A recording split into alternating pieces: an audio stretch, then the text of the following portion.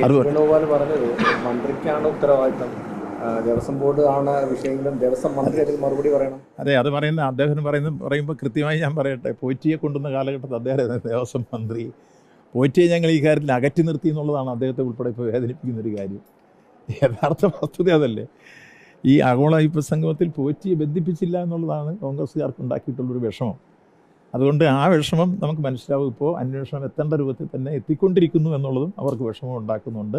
അത് ഭംഗിയായി നടക്കട്ടെ. നടന്ന് പുറത്തെല്ലാം വരുമ്പോൾ ഇതിനെല്ലാം മറുപടിയാവും.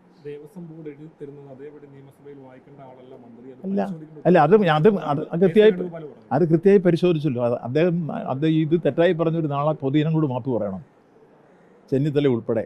കാരണം 17/10/2025 കൃത്യമായി ദേവസ്വം ബോർഡ് ആ 3 കോടി രൂപ റീകൂപ്പ് ചെയ്തിട്ടുണ്ട്. അത് രേഖയാണ്, നിങ്ങൾക്ക് വേണേൽ പരിശോധിക്കാം. ഞാനീ പറഞ്ഞത് നിയമസഭ പറയുന്നത് കൃത്യമായി പരിശോധിച്ചിട്ടാണ്. അതുകൊണ്ട് തന്നെ ഇത് പോയി പരിശോധിക്കുമ്പോൾ അതങ്ങനെ അല്ലായിരുന്നു എന്ന് പറഞ്ഞവർ നാളെ പൊതുജനങ്ങളോട് മാപ്പ് പറയണം. ഇപ്പോൾ പോയി പരിശോധിക്കട്ടെ. ഇപ്പോൾ പോയി പരിശോധിച്ചിട്ട് ഞാൻ പറഞ്ഞത് ശരിയല്ലെങ്കിൽ അപ്പം അവർ പറയുന്ന പ്രായശ്ചിത്തം ചെയ്യാം. 17/10/2025 ദേവസ്വം ബോർഡ് കൃത്യമായി നേരത്തെ അഡ്വാൻസ് ചെയ്ത പൈസ റീകൂപ്പ് ചെയ്തിട്ടുണ്ട്. അത് ബഹുമാനപ്പെട്ട ഹൈക്കോടതിക്കും അത് കൊടുത്തു കഴിഞ്ഞിട്ടുണ്ട്.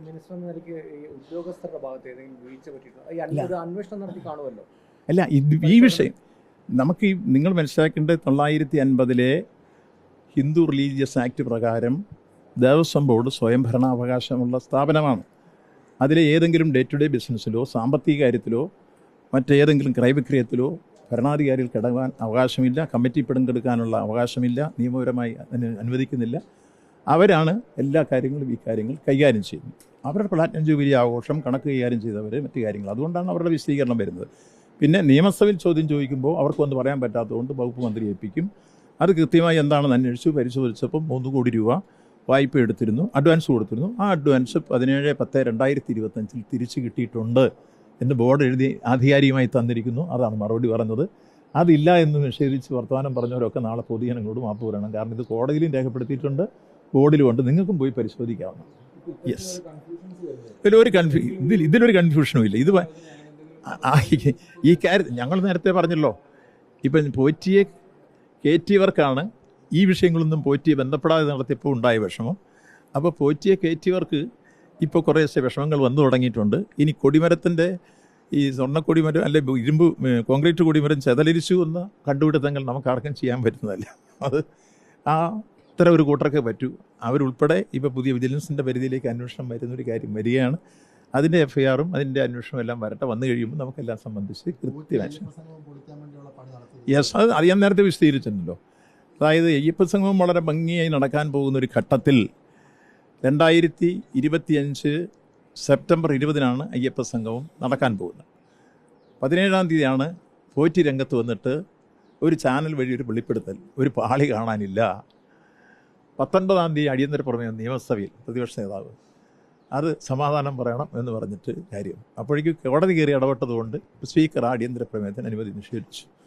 28-ാം തീയതി ആയപ്പോഴേക്കും ഇത് അന്വേഷിക്കാൻ ബഹുമാനപ്പെട്ട കോടതി ഉത്തരവനുസരിച്ച് വിജിലൻസ് ഈ പോറ്റിയുടെ സഹോദരിയുടെ വീട്ടിൽ നിന്ന് ഈ പറഞ്ഞ സ്വർണ്ണപ്പാളി കണ്ടെടുത്തു.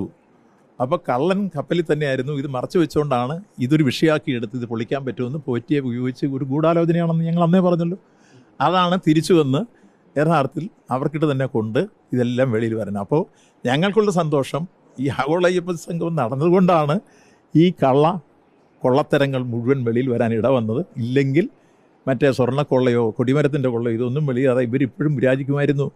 ഈ ഗോവർദ്ധനും അതുപോലെ തന്നെ പോറ്റിയും അതേപോലുള്ള മറ്റേ അവരെ സഹായിച്ചിട്ടുള്ളവരും എല്ലാം. അപ്പോൾ കൃത്യമായി ഇതെല്ലാം വെളിയിൽ കൊണ്ടുവരാൻ സഹായിച്ചത് ആ അയ്യപ്പ സംഗമവും അതോടൊപ്പം അതിനെ പൊളിക്കാൻ വേണ്ടി മറ്റൊരിടത്തെ സമീപനത്തിലും അവർ സ്വയം കുഴിയിൽ വീണു. അവർ കൃത്യമായി അവർ തന്നെയാണ് ഇതിൻ്റെ കുറ്റക്കാരെന്ന് കണ്ടെത്തി. ഇനി ബാക്കിയുള്ള അന്വേഷണം നടത്തി എല്ലാം കൂടെ പൂർത്തീകരിക്കുമ്പോൾ കഴിഞ്ഞതിന് ശേഷം ഇതിൻ്റെ ബാക്കി കാര്യങ്ങൾ നോക്കുമ്പോൾ ആകത്തുക എടുത്താൽ നമുക്ക് കാര്യങ്ങൾ ഭംഗിയായി മനസ്സിലാക്കാൻ കഴിയും. പോറ്റിയെ അകത്താക്കാൻ ശ്രമിച്ചവർ LDFും പോറ്റിയെ കയറ്റിയവർ ശബരിമലയിലേക്ക് കയറ്റിവരും ഇത് വെക്കാൻ കൂട്ടുനിന്നവരുമെല്ലാം UDF ആണെന്ന് മനസ്സിലാകുന്ന രൂപത്തിലേക്ക് ചിത്രം പര്യവസാനിക്കുന്ന രൂപത്തിലേക്കാണ് ഇപ്പോൾ കാര്യങ്ങൾ എത്തിക്കൊണ്ടിരിക്കുന്നത്. കൃത്യമായി ഇന്നലെ ബഹുമാനപ്പെട്ട കേരള ഹൈക്കോടതിയുടെ സുപ്രധാനമായൊരു കമൻറ്റ് വളരെ ഭംഗിയായി നമ്മൾ കേട്ടു.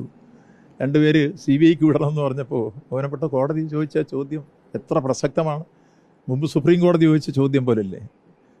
CBI എന്ന് വെച്ചാൽ കൂട്ടിലടയ്ക്കപ്പെട്ട തത്തയാണെന്ന് ഞാൻ പറഞ്ഞതല്ല, മുമ്പ് ബഹുമാനപ്പെട്ട സുപ്രീം കോടതി തന്നെ പറഞ്ഞു.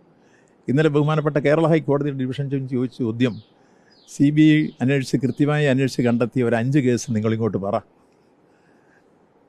ആർക്കും പറയാൻ പറ്റിയില്ലോ, ഈ വാദക്കാർക്ക് ആർക്കും പറ്റിയ കണ്ടെത്തിയത്. അപ്പോൾ ഇവിടുത്തെ അന്വേഷണ സംഘം അത്ര കൃത്യമായിട്ട് കോടതി നിയോഗിച്ചത് സത്യസന്ധമായി സമർത്ഥരായ ഉദ്യോഗസ്ഥന്മാർ ഭംഗിയായി അവർ ചെയ്തുകൊണ്ടിരിക്കുന്നു. അതുകൊണ്ടാണ് കോടതി അത് സംതൃപ്തി രേഖപ്പെടുത്തി ഭംഗിയായി കോടതിയുടെ മേൽനോട്ടത്തിൽ നടന്നുകൊണ്ടിരിക്കുന്നത്. ബാക്കിയുടെ കോടതിയുടെ മേൽനോട്ടത്തിൽ നടന്നു തരുമ്പോൾ നമുക്കിതെല്ലാം പകൽ പോലെ വെളിച്ചം വന്ന് ഇതിൽ മറുപടി പറയേണ്ടവരൊക്കെ, ഉപ്പ് തിന്നവരൊക്കെ വെള്ളം കുടിക്കും. അതാരായിരുന്നില്ല X or Y. ഇതാണ് പറയുന്നത്.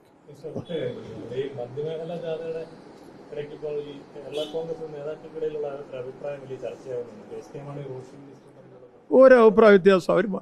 അവർ ചക്കരയും തേനും പോലെ നിൽക്കുന്ന ആളുകൾ. നിങ്ങളിപ്പോൾ അവരങ്ങനെ യഥാർത്ഥത്തിൽ പിന്നെ ഞാൻ മനസ്സിലാക്കിയെടുത്തോളം റോഷി മിനിസ്റ്റർ പാലായിൽ തന്നെ ജോസ് കെ മാണി മത്സരിക്കുമെന്ന് പറഞ്ഞാണല്ലോ നിങ്ങൾ ഈ അകൽച്ച അടുപ്പം കൊണ്ട് പറഞ്ഞതാ. അദ്ദേഹത്തുള്ള സ്നേഹവും ബഹുമാനവും എല്ലാം നടത്തി അവരുടെ ആഗ്രഹം, അവരുടെ ചെയർമാൻ ആ തട്ടകത്തിൽ തന്നെ നിന്ന് ജയിച്ചു വരണം എന്നുള്ള അധമമായ ആഗ്രഹം യഥാർത്ഥത്തിൽ നമ്മുടെ റോഷി അഗസ്റ്റിനുണ്ട്. അദ്ദേഹം ജോസ് കെ മാണിയെ സ്നേഹിക്കുകയും ബഹുമാനിക്കുകയും ആദരിക്കുകയും ചെയ്യുന്നതുകൊണ്ടാണ് അദ്ദേഹത്തിനോടൊപ്പം നിന്നിട്ടുള്ളത്. ആ ആദരവ് കൊണ്ട് തന്നെ അദ്ദേഹം പാലായിൽ നിന്ന് ജയിച്ച് MLA ആയി ഉന്നതസ്ഥാനീയനം മാറണമെന്ന കാഴ്ചപ്പാടാണ് റോഷി അഗസ്റ്റിന് പറയാൻ വന്ന ഒരു ആത്മാർത്ഥതയാണല്ലോ. അത് ചിലപ്പോൾ ഇവിടുത്തെ ഞങ്ങളുടെ വീട്ടിൽ സംഘടനയാണെങ്കിൽ പറ്റും, പക്ഷേ ജനാധിപത്യ പാർട്ടികൾക്ക് അങ്ങനെയൊന്നുമില്ല. സ്വാഭാവികമായിട്ട് അവർ ഈ കാര്യങ്ങളെ സംബന്ധിച്ച് അദ്ദേഹത്തിൻ്റെ ആഗ്രഹം, അദ്ദേഹം അഭിപ്രായം പറഞ്ഞെന്നുള്ളൂ. അവർക്ക് അഭിപ്രായം പറയാനുള്ള സ്വാതന്ത്ര്യം, സംശയം തന്നെ. ഇപ്പോഴത്തെ ഒരു ട്രെൻഡിൽ ജോസ് കെ മാണി വലിയ ഭൂരിപക്ഷത്തിൽ ജയിക്കാൻ ആവശ്യമായ എല്ലാ തരത്തിലുള്ള പശ്ചാത്തല സൗകര്യവും ഒരുങ്ങി വന്നിരിക്കുന്നു. നിങ്ങളവിടുത്തെ സ്വീകരണ പരിപാടിയൊക്കെ ഉണ്ടോ? ഞങ്ങൾക്ക് അന്തം വിട്ടുപോയി. ജനം ഇരമ്പിയാർത്ത് വന്ന്, ഒരുപക്ഷേ മധ്യമേഖലാ ജാലയിൽ ജനം ഇരമ്പിയാർത്ത് പാലായിൽ ഒരു ചെങ്കടൽ സൃഷ്ടിച്ച പ്രതീതി ഉയർത്തിക്കൊണ്ടും അതോടൊപ്പം തന്നെ കൃഷിക്കാരും അണിനിരന്നുകൊണ്ടുള്ള ഒരു വരവേൽപ്പ്, അതും രാവിലെ സമയത്ത്, ഉച്ച സമയത്ത്. അത്തരം ഒരു ജനത്തിന് ഇളകിയാടി വരണമെങ്കിൽ എന്തായിരിക്കണം സ്ഥിതി? ഒരു 12,000 പേരെങ്കിലും ആ പരിപാടിയിൽ വന്ന് പങ്കെടുത്തു എന്നാണ് കണ്ടു നിന്നവരൊക്കെ പറഞ്ഞത്. അപ്പോൾ അതിലുപരി എല്ലാ വാർഡുകളിലും ബൂത്തുകളിലും ആ ഒരു ആവേശത്തിരമാല അടിച്ചു കഴിഞ്ഞിരിക്കും.